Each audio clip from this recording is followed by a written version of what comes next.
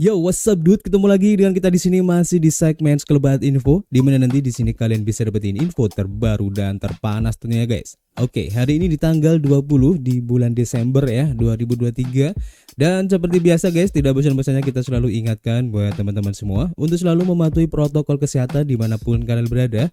Apalagi di keramaian, karena di luar sana banyak sekali virus-virus dan juga penyakit yang mengancam kesehatan kita guys. Oke, kita langsung aja melihat bagaimana update dari global crypto market cap. Seperti yang terlihat ya dari data coin market cap di sini menunjukkan adanya kenaikan di 2,54% ya. Begitu juga dengan Fear and Greed Index ada kenaikan ya di 72 ya sekarang posisinya, dan masih masuk di area greed. Dan itu membuktikan bahwa antusiasme dari market masih cukup besar ya untuk market kripto ini guys. Dan tentu saja ini adalah efek kontribusi dari Bitcoin dan juga teman-teman ngerumbinya di sini ya. Kalau kita lihat dalam waktu 24 jam ke belakang, Bitcoin mengalami penurunan di 1,33%.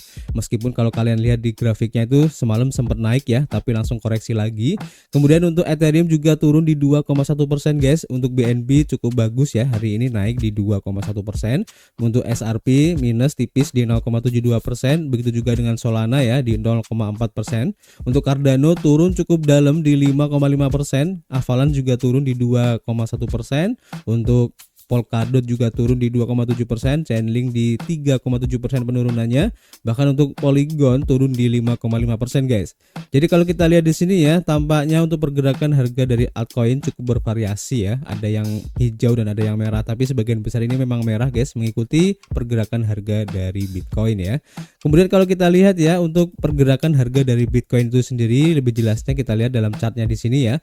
Tampaknya seperti yang sudah kita prediksikan ya, di area MA20 time frame daily ini masih menjadi titik support yang cukup kuat untuk bisa ditembus ya. Dan ada kemungkinan meskipun untuk close candlenya hari ini merah, untuk bisa lanjut lagi seandainya di MA20 ini masih kuat ya. Tapi seandainya tertembus dan close candle di bawah MA20 ini, maka ada kemungkinan untuk turun guys. Dan bisa aja ini akan membentuk suatu pola baru ya, mengikuti trendline di sini guys ya. Tapi itu masih prediksi, kita lihat aja nanti perkembangannya seperti apa untuk pergerakan harga Bitcoin.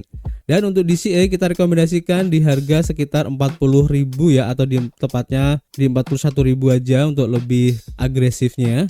Dan kecenderungan untuk naik tampaknya ini masih besar ya kalau kita lihat beberapa news yang rilis hari ini. Dan tentu saja kita masih menunggu ya, kira-kira ada perilisan berita apa lagi yang bisa menggerakkan harga Bitcoin ini. Jadi kalian tetap stay tune aja di channel ini guys. Dan langsung aja guys, kita lihat informasi apa hari ini yang cukup signifikan ya. Pertama kita lansir dari harian Watcher.guru, diinformasikan di sini untuk BlackRock ya mengadakan pertemuan lagi dengan SEC tentang ETF Bitcoin Spot. BlackRock telah mengadakan pertemuan lagi ya dengan SEC untuk membahas ETF Bitcoin Spot ini, dan sekarang sudah ada 24 pertemuan antara SEC dengan pengaju aplikasi spot Bitcoin ETF, dan yang kelima untuk BlackRock guys. Jadi sudah banyak ya aset manajer yang kiranya mengadakan pertemuan untuk bisa menyelesaikan aplikasi ETF Bitcoinnya guys. Ini keren banget ya, dan itu menandakan bahwa potensinya memang sangat besar banget. Jadi sekali lagi guys, pertemuan antara BlackRock dan SEC terbaru membahas tentang iShares Bitcoin Trust di bawah peraturan Nasdaq 57119D,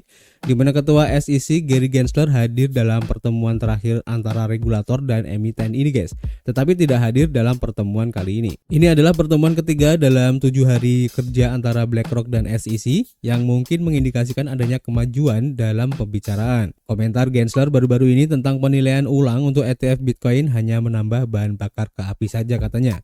Jadi selama beberapa bulan terakhir ini potensi persetujuan untuk ETF spot Bitcoin telah mendominasi siklus berita ya, dengan lebih dari selusin aplikasi yang saat ini diajukan, dan antisipasi yang tinggi bahwa kita dapat melihat produk investasi ini membuahkan hasil pada awal tahun depan guys. Pada hari Selasa, BlackRock mengajukan amandemen baru pada pengajuan S1 ke SEC terkait aplikasi ETF Bitcoin ini, dan amandemen tersebut mengatakan bahwa perusahaan manajemen aset akan menggunakan pendekatan cash only untuk ETF-nya dan hanya menerima uang tunai dan membeli Bitcoin untuk membuat saham guys. SEC telah menunda semua tenggat waktu di 2023 untuk keputusannya tentang ETF Bitcoin Spot ini, dan jika ada yang diperbaiki di tahun baru, seluruh pasar mata uang kripto dapat mengalami mengalami rally besar guys, dipimpin oleh aset kripto teratas yaitu Bitcoin tentunya. Jadi sekarang memang orang-orang masih menunggu ya gimana kelanjutan dari cerita ataupun drama untuk ETF spot Bitcoin ini, dan puncaknya nanti pada tanggal 10 Januari ya, dimana SEC itu harus memutuskan guys apakah menerima atau menolak. Tapi kalau kita lihat dari sentimen yang beredar ya, dari berita-berita yang beredar belakangan ini, tampaknya 90% ya para analis juga sudah memprediksi bahwa ETF spot Bitcoin ini akan disetujui oleh SEC guys. Jadi kita tunggu aja nanti akhir dari dramanya. Dan kita lanjut ke informasi berikutnya ya. Kita lansir dari harian Bitcoinis. Di sini diinformasikan bahwa untuk kemenangan pertarungan dari ekstradisi dari Do Kwon ya, di mana keputusannya pengadilan Montenegro ini dibatalkan ya, dan itu membuat harga Luna Classic ini melonjak 13% guys. Jadi dalam sebuah perubahan yang signifikan, pengadilan di Montenegro telah membatalkan perintah ekstradisi Do Kwon, salah satu pendiri dari Terraform Labs yang sudah bangkrut ya, ke Amerika Serikat atau Korea Selatan, di mana pengadilan banding yang berbasis di Podgorica membuat keputusan tersebut guys, yang mengutip ketidakberesan prosedural dan kurangnya kejelasan dalam keputusannya. Keputusan tersebut muncul sebagai tanggapan atas banding yang diajukan oleh pembela Do Kwon yang mengakibatkan kasus tersebut dikirim kembali ke Mahkamah Agung untuk dipertimbangkan kembali. Keputusan akhir tentang tujuan Do Kwon berada di tangan Menteri Kehakiman Montenegro ya, karena kedua negara telah mendakwahnya atas tuduhan terkait runtuhnya Terra USD kemarin yang merupakan stablecoin algoritmik dari Terra Luna ya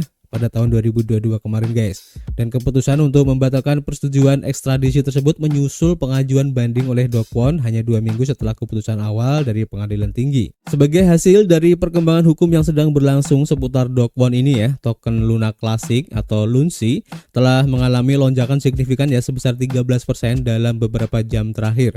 Di mana Luna Classic adalah koin Terra Luna asli ya, yang muncul setelah runtuhnya UST atau Luna dan pembentukan rantai Terra yang baru guys. Jadi menyusul berita tentang potensi persetujuan untuk ekstradisi Do Kwon ke Amerika Serikat atau Korea Selatan ini, Luna Classic menghadapi penurunan yang signifikan ya pada tanggal 4 Desember kemarin. Selama waktu itu token mengalami penurunan lebih dari 30%. Namun sejak itu Luna Classic telah pulih dan saat ini diperdagangkan pada harga 0,00016 dolar yang mencerminkan kenaikan di 120% ya selama 30 hari terakhir dan 21% dari tahun ke tahun guys. Tapi hasil dari kasus Do Kwon ini masih belum pasti guys, dan bagaimana dampaknya terhadap harga Luna Classic ini juga masih belum terlihat, di mana penyelesaian ataupun settlement untuk masalah hukum ini kemungkinan akan berimplikasi pada tren token di masa depan ya dalam beberapa bulan mendatang guys. Jadi kita tunggu aja nanti akhir dari drama Do Kwon ini. Oke, kita lanjutkan informasi berikutnya. Kita lansir dari harian Finbolt. Diinformasikan di sini bahwa Justin Sun menarik jutaan dolar dalam bentuk token Shiba ya dari Binance guys. Jadi Justin Sun ini adalah pencipta dari Tron ya dan juga BitTorrent, di mana baru-baru ini menarik Shiba Inu senilai 5,22 juta dolar ya, dan ini adalah jumlah penarikan tertinggi dalam 4 hari penarikan beberapa token yang menunjukkan adanya akumulasi guys. Jadi pada tanggal 19 Desember data Spot On Chain mengungkapkan penarikan yang signifikan oleh Justin Sun ini, di mana pencipta dari Tron ini menarik 500 miliar token Shiba setara dengan 5,22 juta dolar dari Binance. Secara khusus, peristiwa baru-baru ini menunjukkan ya bahwa dia membuat langkah strategis karena pasar mata uang kripto menunjukkan tanda-tanda tingkat keserakahan di 2021 sekali lagi. Jadi khususnya para analis telah memprediksi ya dimulainya alt season ini guys, di mana altcoin dapat melonjak melewati kinerja Bitcoin, dan penarikan dari Justin Sun ini dapat mengindikasikan antisipasinya terhadap pergeseran ini guys. Nah, di sini menariknya guys, dalam aktivitas Justin Sun baru-baru ini melampaui Shiba, dan selama 4 hari terakhir ini ia telah menarik 7,35 juta dolar dalam berbagai aset dari Binance, yaitu antara lain 500 miliar token Shiba, 127.000 token Link, 202.000 token Stores, 53,6 miliar token PP, dan 13.900-an token DYDX. Jadi cukup banyak ya yang diambil oleh Justin Sun ini guys, dimana ukuran dan keragaman penarikan dana oleh Justin Sun ini perlu mendapat perhatian ya. Dan para investor mata uang kripto mengamati dengan seksama bagaimana pasar bereaksi terhadap pergerakan berskala besar ini.